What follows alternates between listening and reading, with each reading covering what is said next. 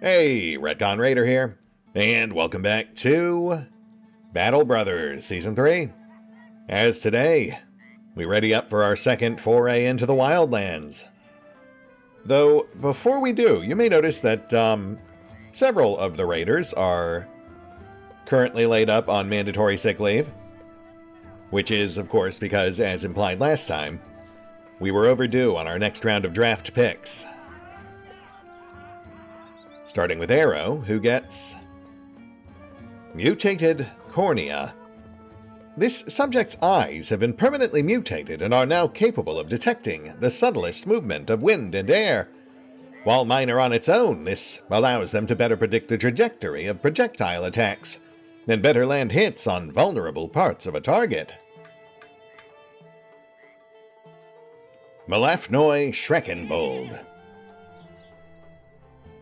With Font of Strength.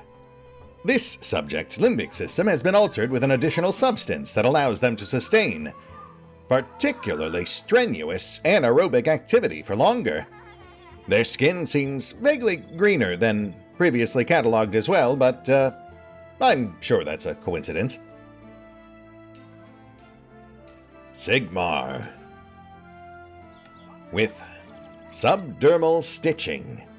This subject's skin and subdermal tissue has mutated and will rapidly stitch itself back together. The effect is most pronounced on smaller puncture wounds, where the flesh can seal the wound from all directions evenly. Rax Savage. With hyperactive sweat glands. When in high-stress situations, this subject's mutated body produces a slimy, viscous substance and begins sweating it excessively. They'll have a much easier time escaping from any nets or traps in such a state. Just bring a towel. And of course yours truly, Verlin Dane. With sensory redundancy. This subject's body has mutated to develop a number of redundant synapses, allowing them to maintain a degree of control over sight, hearing, and muscle control, even when struck with debilitating blows.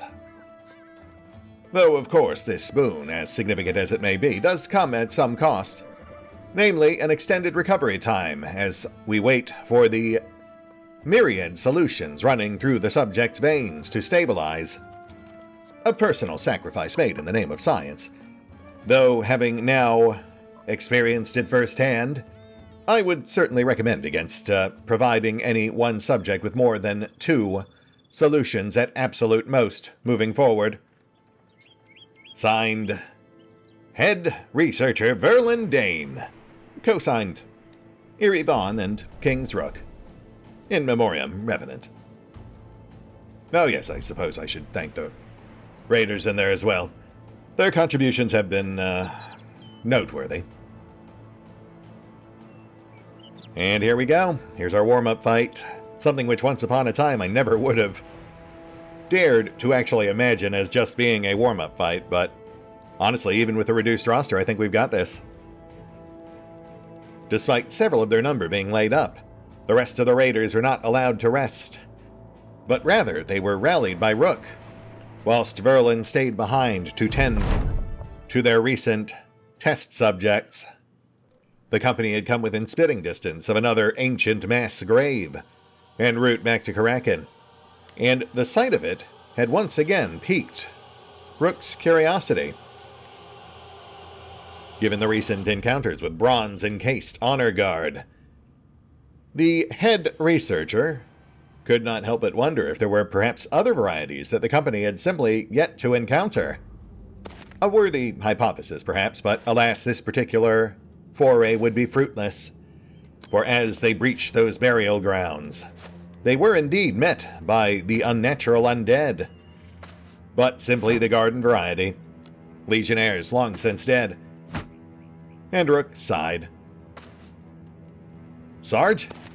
Seymore called, glancing over his shoulder. Hefty mace held at the ready. "Oh, yes, of course. By all means, please dispatch of these undead pests." Whilst they certainly have no academic value, I'm sure they'll drop all manner of baubles that you and your ilk will find entertaining. You heard the man, Valen drawled from behind, axes in hand. Let's get this done.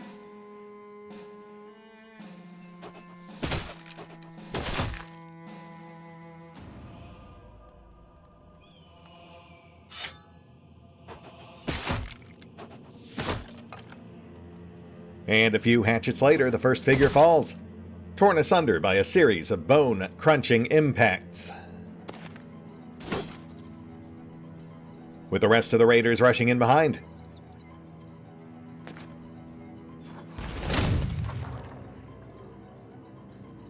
Where once these things might have given them pause, they were now somewhat old hat. Disturbing and deadly to the common man, no doubt, but perhaps less so to a hardened mercenary.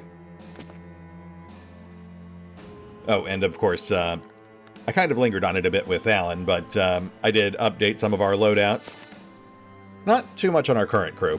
Addition of smoke pots and fire spears on the throwers, plus armor upgrades on Seymore and Giannis.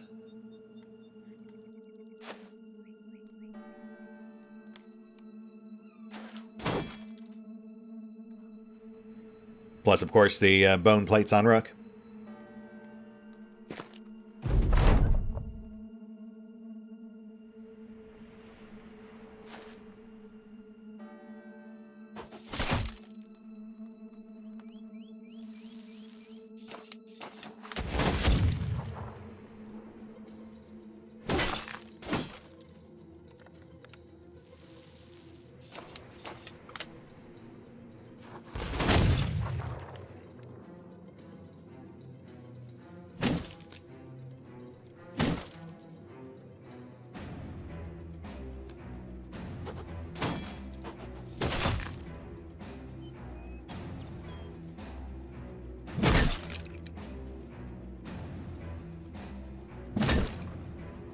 A furious flurry of strikes on South ended decisively in the Raiders' favor, with Random claiming 2.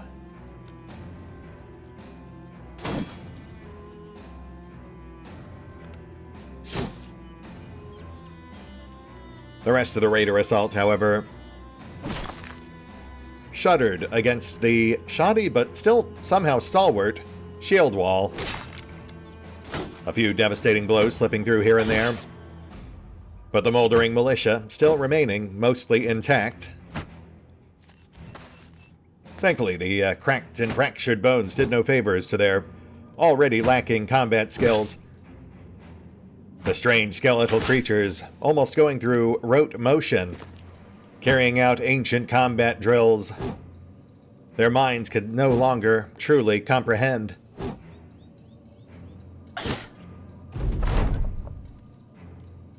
And thus, one by one, they began to fall.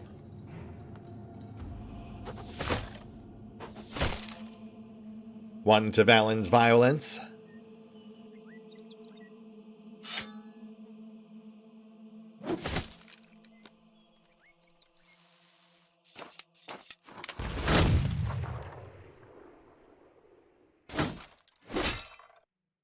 Another to Drax Whax.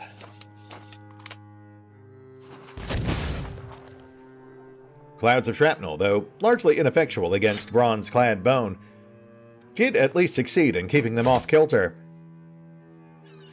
Armor torn to tatters, joints clogged with debris.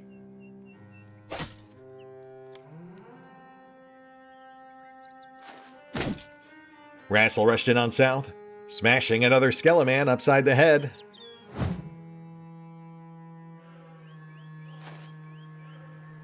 Random found himself at an awkward angle, muttering to himself as he worked his way around a half-toppled headstone.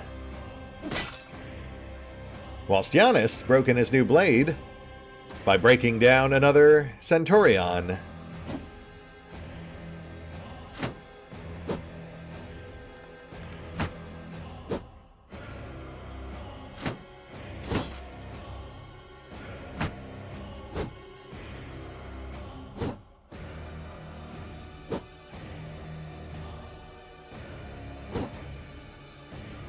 Hey, yeah, Giannis actually holding his own. Really thought he'd take at least one hit.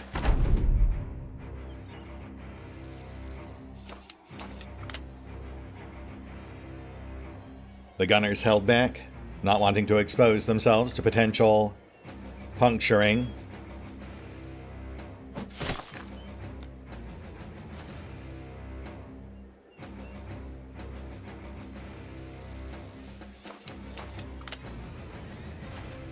The rest of the raiders seem to have it well in hand,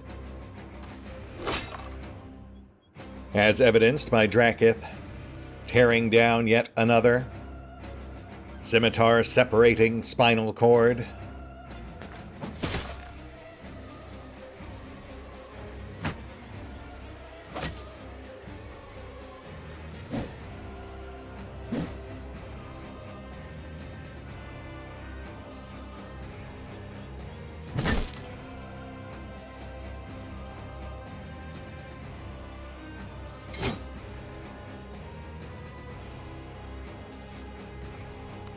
Rook fell back.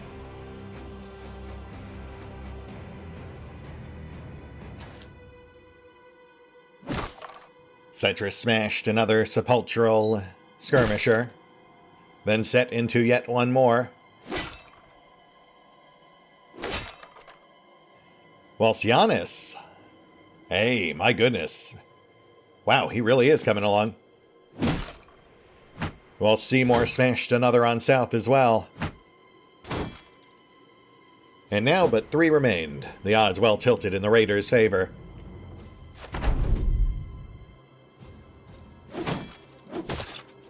Their foes had barely stood a chance, even a dozen strong. But now they were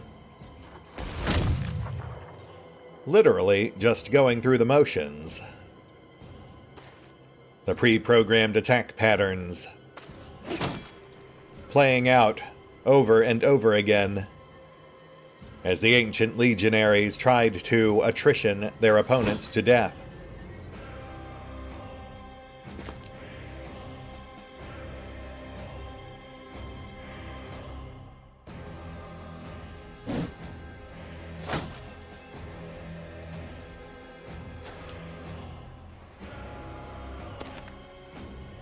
The Raiders rallied, moving in. Giannis thrashing the third to last.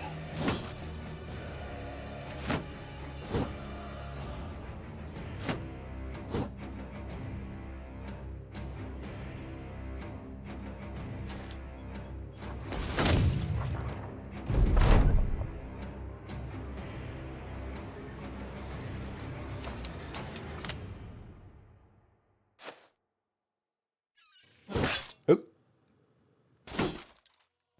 Got a bit too bold.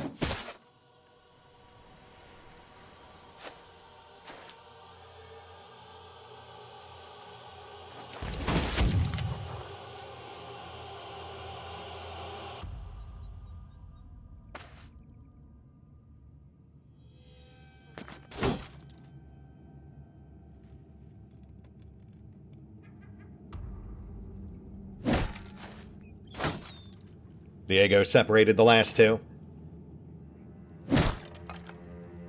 and thusly deprived of their shield wall. Seymore swiftly smashed one. The Raiders moving to surround the other.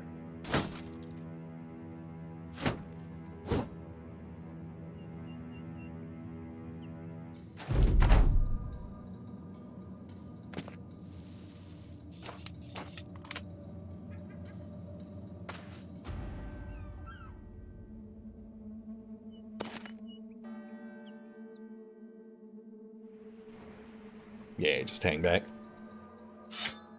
Main downside to cluttering up his inventory with all that extra stuff, the smoke pots, the fire lance, is that we had to cut down on conventional throwing weapons. And finally growing weary of this whole affair, Rook struck the final foe down, dashing its body apart with the company banner. And then he gestured about vaguely, signaling for the rest of the raiders to set upon the remains. which they gleefully did. There wasn't much to find, a few bits of bronze and other such valuable baubles, but it was certainly something. Enough, in fact, that the raiders might even feel fit to return to Karakin early just to unload.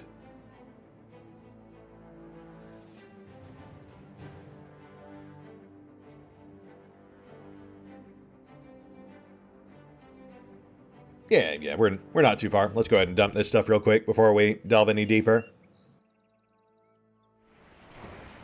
Then we'll push back out to Thornvale, ride this line of fog straight to the ambusher's hideout.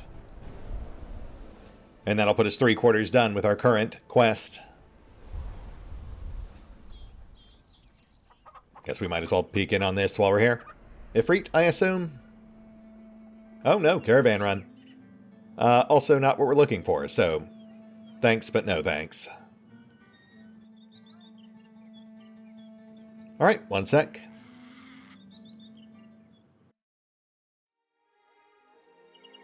And good to go. Loot sold, a modest amount of supplies restocked, and most of the raiders back off sick leave. So on we go. Let's go ahead and push up the coast here, and then we'll clear that whole line. Our main goal is to finish up our current ambition, at which point we might look at turning back around to hit the nearest town. You know, get ourselves resituated. But I am also hoping we'll locate at least a few of the legendary locations we have yet to encounter. The Spire, the giant statue of the Emperor. Mark spills into your tent, yelling that you did terrible things to him while he was sleeping. You stand and draw your sword, for the details of this accusation are certainly worth killing another man over. But as you both pause to breathe, you realize Mark has the Grand Diviner's flail firmly grasped in a white-knuckled hand. The green mist swirling in its center brims bright, then fades as you both look at it. The sellsword throws it to the ground. Gods damn it, Captain. We should get rid of this Farkin thing. Oh, I mean, I'd really rather not, but I will certainly take that under advisement. That's slightly perturbing. Hopefully that doesn't get any worse.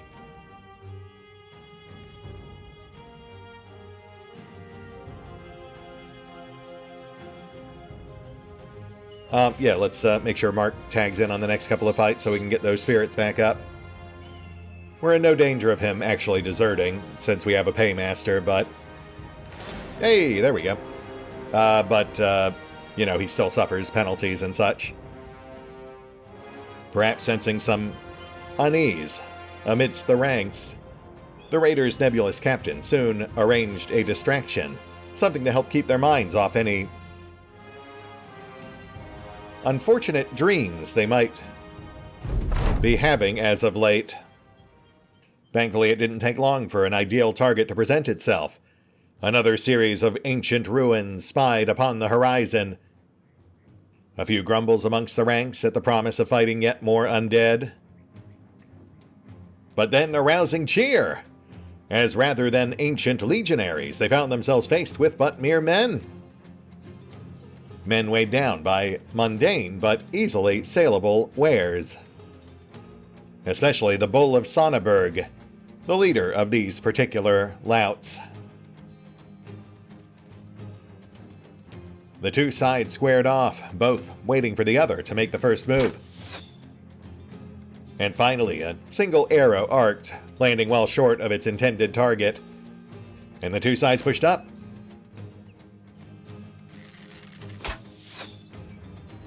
Yet more arrows flying overhead. Mostly missing, but one glancing off Seymour's sturdy plate.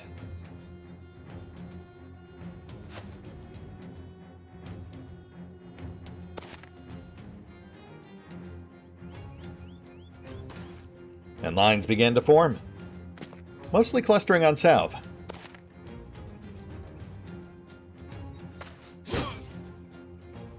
The Bull of Sonneberg, of course, leading from the rear, as is standard with his sort, said the nebulous and never quite present Raider Captain.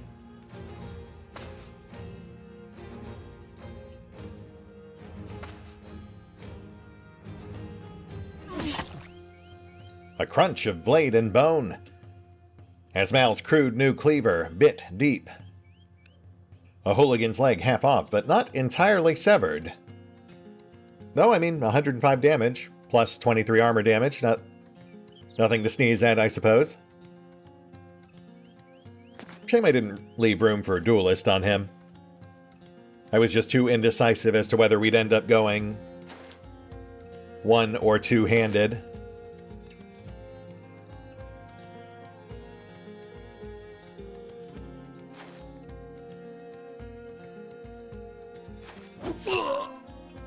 A toss from Tommy. A jackanape, javelin.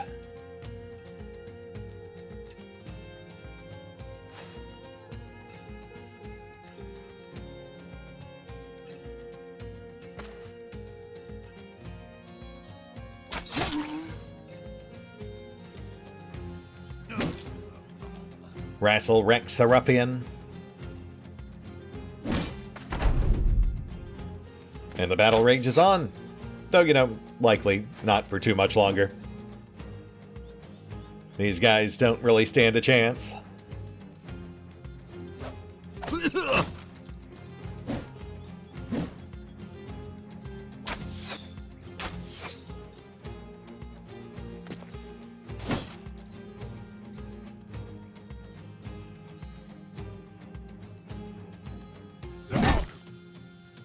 A random swing, bones shattered in broad arc.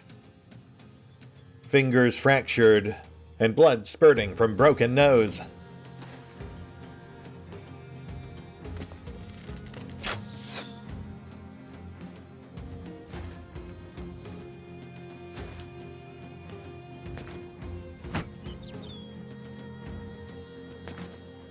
Sensing his men were struggling. To his credit, the bull charged in. Shield wall set, though just as quickly broken by Seymour's mere presence. Arrow firing overhead, piercing a punk's palm.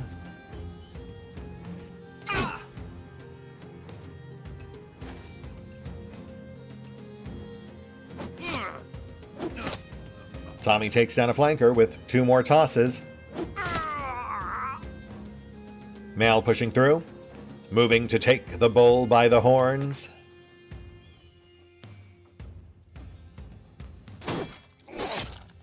Giannis lops a limb. Wrestle beating down yet another belligerent.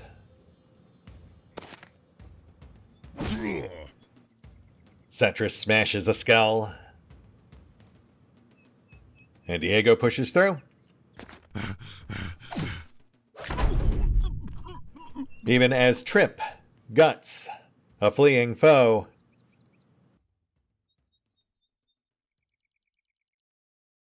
Mark moved in. Barrel braced against low wall as he blew off an archer's leg. Arrow, not to be undone, swiftly felling another as well.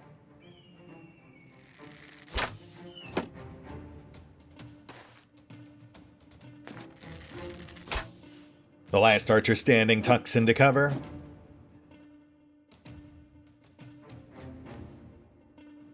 Diego eyeing him as he moves to flank the bull.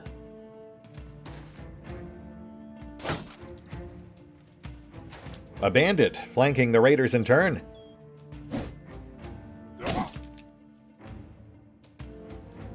But Tommy takes it in stride.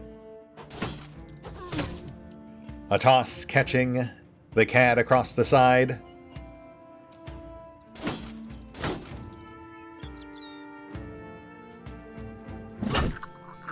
Random finishes the flayed flanker off.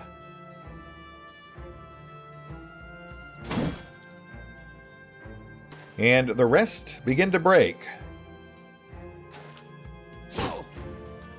some more literally than others.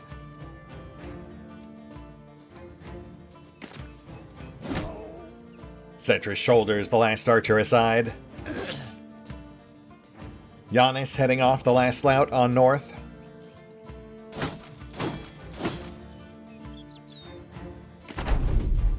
The two remaining archers begin scrambling away.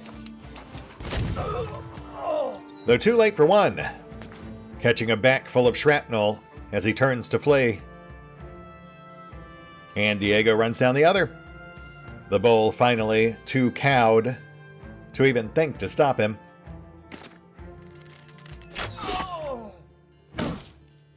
An arrow shears through the bandit boss's shoulder, and he just can't help but wonder, where did he steer wrong? Well, whatever choices he may have made in life to avoid this particular grisly fate, that matador was closed now.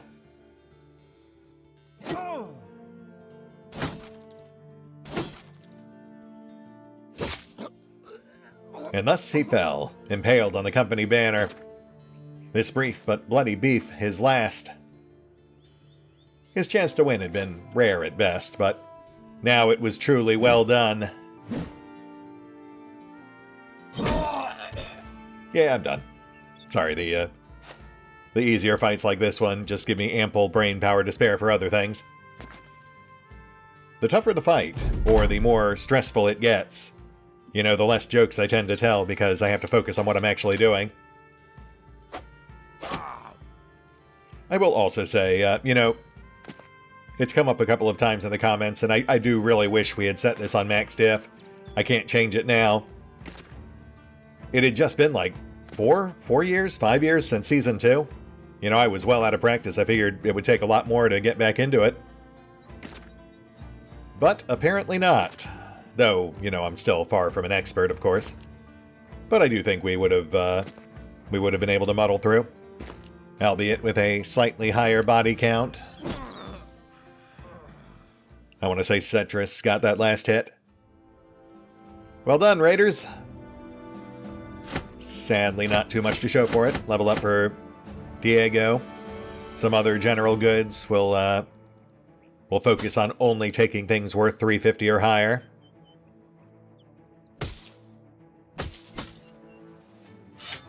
Yeah, 350 threshold's a good, I think, rule of thumb when you're out deep in the wild like this.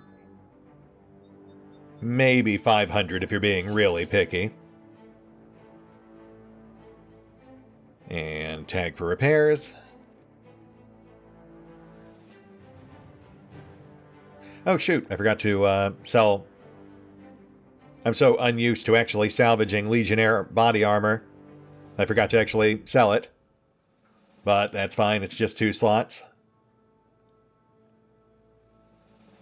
I feel like I forgot something.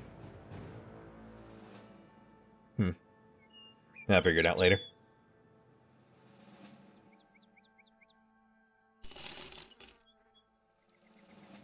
Oh ho! And one of the long-lost legendary locations emerges. Behold, the ancient temple. The sunken and half-buried entrance to some sort of temple or mausoleum that sticks out of the ground. Only half of the temple's entrance is visible, the rest long since sunk into the earth, as though unsure whether to be a coffin or mausoleum. Along a visible frieze, you can see a stony relief of tables being thrown and moneyed men running from what looks like an armored skeleton with a whip. A few of the mercenaries seem uncomfortable with the idea of going in, but you've the notion that others have felt that way as well, and have thus left the place unmolested. You take out a torch and enter with a sellsword spirit and a robber's resolve. After gathering supplies, you crouch and enter the temple by slinging your legs over the earth and jumping into the steps below. The clap of your boots snickers into the marbled halls, and you wave the torch before you, as if to watch the echoes go. Looking back, the light between the shelf of earth and the temple top silhouetting your company, as though they were a throng of sextons satisfied at their work. Trip shakes his head and says he's coming with. The rest of the company mutually agrees to keep watch. Thanks, guys. Good looking out. But that's fine, we'll take a trip. What's the worst that could happen? The sides of the halls are blanketed in military mosaics, so large they're more fit to a whole campaign than any single battle. One parcel in particular stretches seemingly forever down the hall, a scene of armored men running roughshod over what looks like a barbarian horde, so thick in number they lose humanity and begin to look indiscernible from bugs. Your torch bulbs and dims in the dark, the light bringing an artist's battlefield to an orangish life, and in the corners you find depictions of righteous torture and outrage. Between the lockstep forces and the disassembled mob, it looks like order and chaos have come to clash. And while order is surely set to win, it is chaos itself which is driving the way to victory. Trip whistles. You look to see his torch flaring in the distance like an ignis fatuus. You run over to find him holding a vial with a strange liquid inside. The sellsword swings his torch to an alcove in the wall, a marbled post holding the center, and there's a throng of skeletons at its base. I found the vial on the pedestal there, and I see two more like it yonder, but they're beyond gates. You ask this sellsword why he didn't tell you about the bodies. He shrugs. They ain't breathing, and I ain't caring. You want to make a try for the other two flasks, or no? I mean, yeah, obviously. Not that there's any choice to actually back out. Sadly, this is, I think, basically the only way we can get blessed water in our current run. Short of hiring a monk.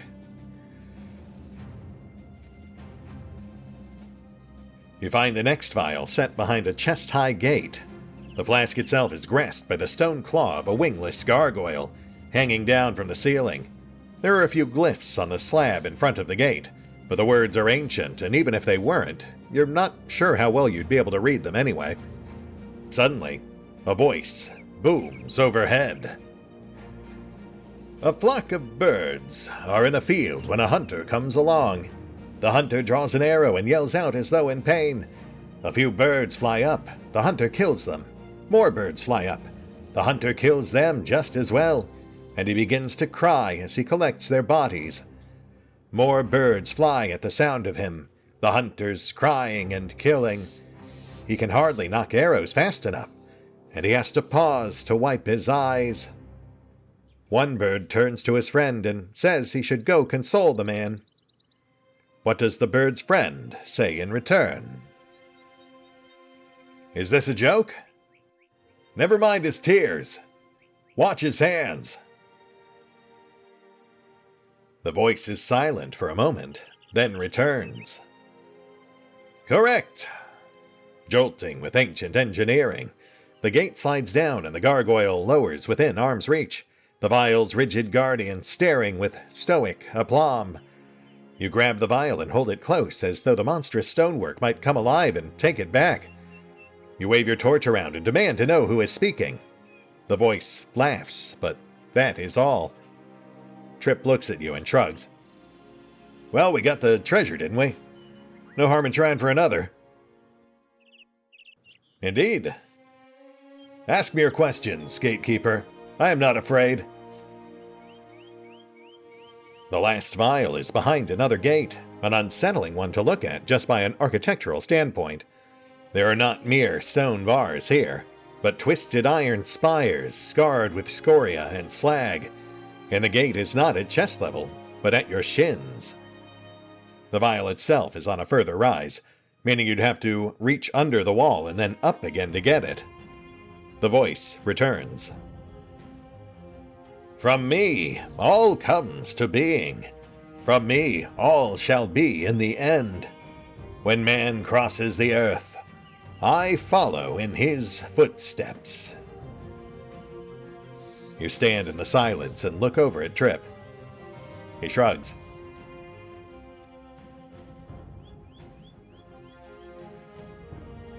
Well, I mean, they're only giving us one real response here, so... I'm gonna go with dust. As soon as the word leaves your lips, the gate jolts up. You pensively stare at the remaining gap. Trip crouches down and slings his arms under the gateway's top and gets up at the vial.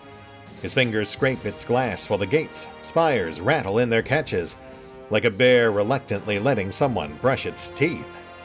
The man finally pinches the vial between two fingers, then scissor flips it into the safe embrace of his palm.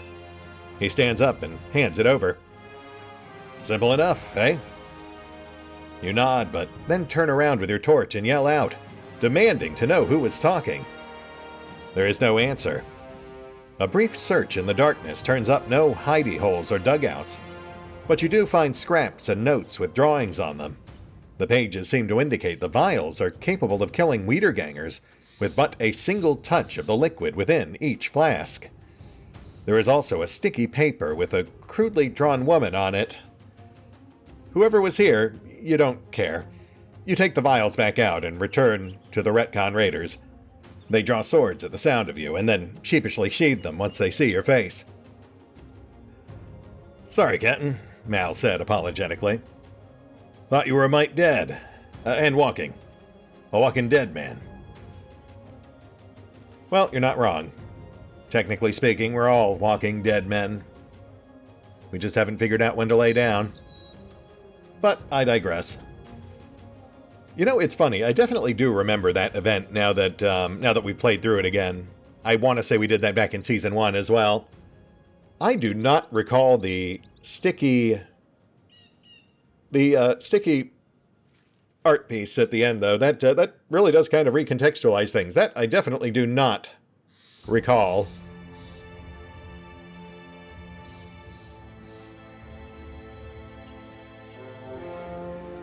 And we've got a small pack of wolf riders. I suppose we could take them out. Oh, right. Also, Diego. Totally forgot about that. Sorry, bud. Not that there's anything really too fancy there. Usual trifecta. And let me think. As the raiders broke camp, leaving the mysterious shrine behind, they soon realized that they were not alone. Bowman pointed off into the distance, pupils dilating unnaturally, as he singled out a series of black-clad figures squatting on the horizon. Though as those figures realized they too were being watched in turn, they swiftly turned tail and ran, the raiders quickly giving chase. Only for the goblins to spring a trap of their own a half-mile out, intent on ending this pesky pursuit.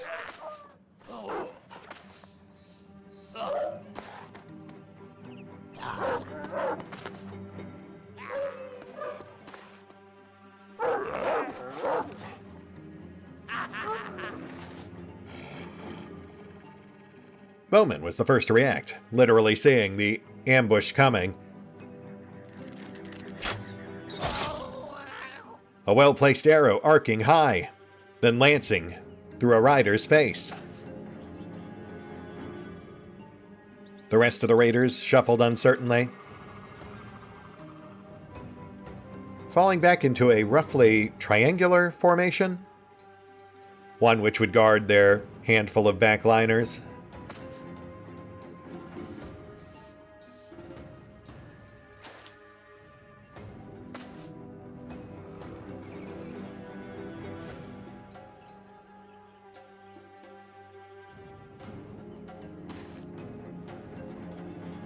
Yeah, I think that works.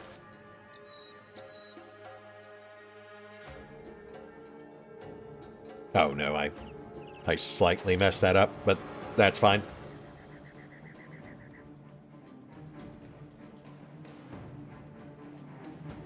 Should still get the job done. The trick is to just give them as few approaches as possible.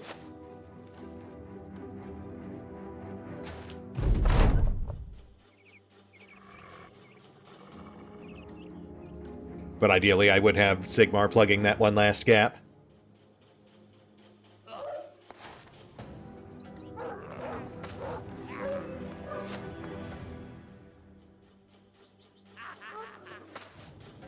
Oh, well, scratch that. Didn't think they'd actually rush in until we plugged all the gaps, but, okay, this works. Perhaps intent on intimidating. The The wolf riders continued to circle, though Arrow was undeterred. Another well-placed shot, this time catching a rider through the chest. 3 others rushing in right after, only for the first to get a face full of mace. A third died on Rook's set pike. Wolf and rider both run through. Seymore pinwheeled about, taking a rider's mount out from under him, severing another rider's head.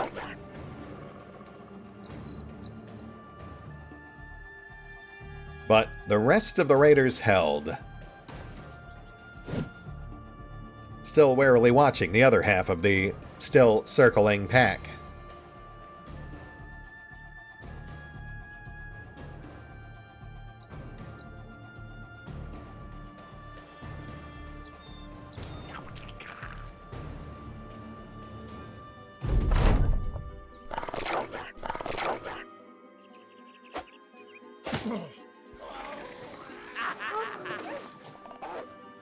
The remaining riders warily approached.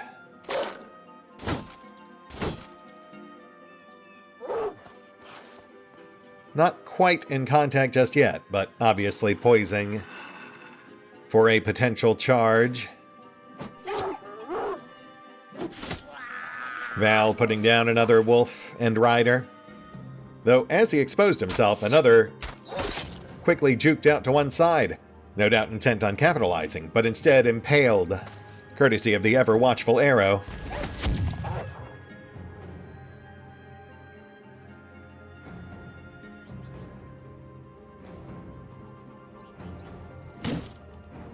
Rassel re-secured the southern flank. And the raider formation rippled, a dozen feet shuffling, as their formation all but swallowed the foes on their flank.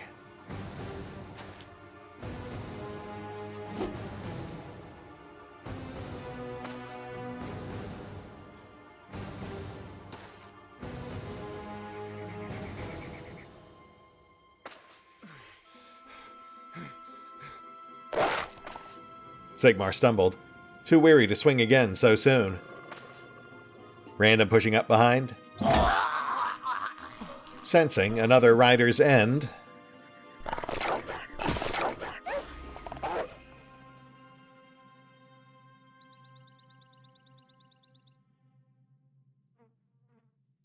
Rook circled wide, reinforcing the flank. And the final 2 watched from afar.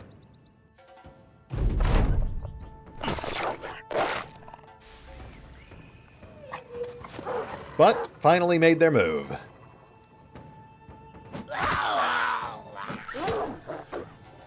Too late to help their friend on south, crosshatched as he was by hurled spears.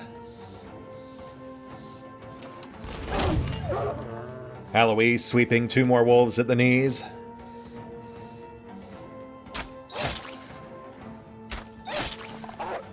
And Bowman riddling the one last holdout with arrows. With Diego rushing in right behind, thwarting his escape. Seymore locking one down as well. Rassel battered another beast. Giannis likewise heading off the wolf on north.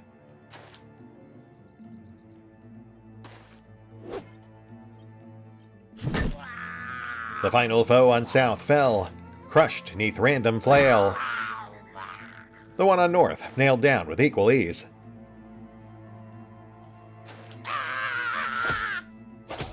And the last kept pinned in place, bleeding out a moment later. Mount and rider both dying as one. A small mercy, perhaps, assuming the riders even cared for the mounts they rode. Who's to say with goblins? There really wasn't much known about them. But perhaps that was for the best. They did seem singularly unpleasant. And level up for Mal. Oh, also, yes, you may have noticed, but Verlin is rocking the perfidious stabber we pulled off that goblin champion. not sure we'll stick with that long term, but short term I figured it was at least worth a try.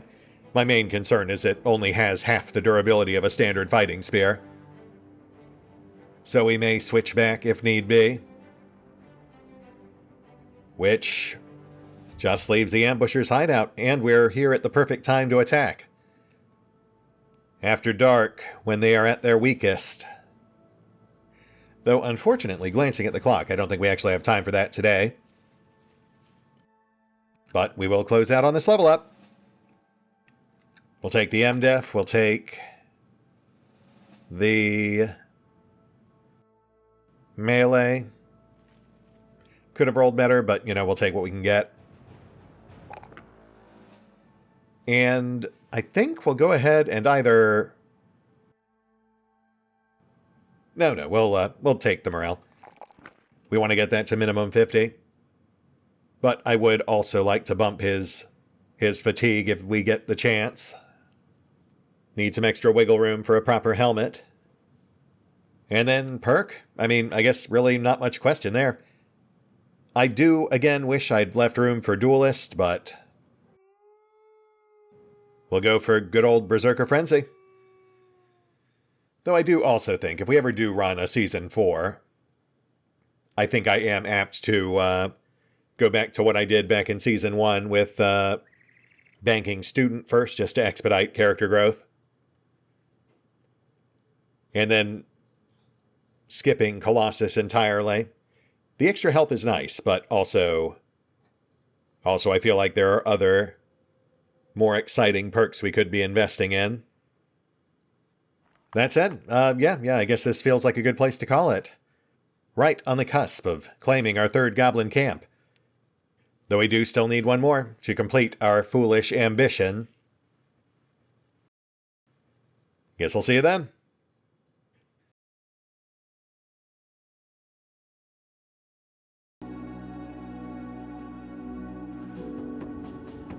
Oh, and special thanks to the Raiders, the fine folks who help make these videos possible, including but not limited to Eerie V23, Revenant, Alois, Arrow Bowman, Drakiith, EgonAlter, Exsellsior, Gottlieb, James Trimmier, Lady Shayna, Mark Giemza, RandomPassrby, RobbyB, Triphoppenskip, and Valinrook. Thanks for your support, guys.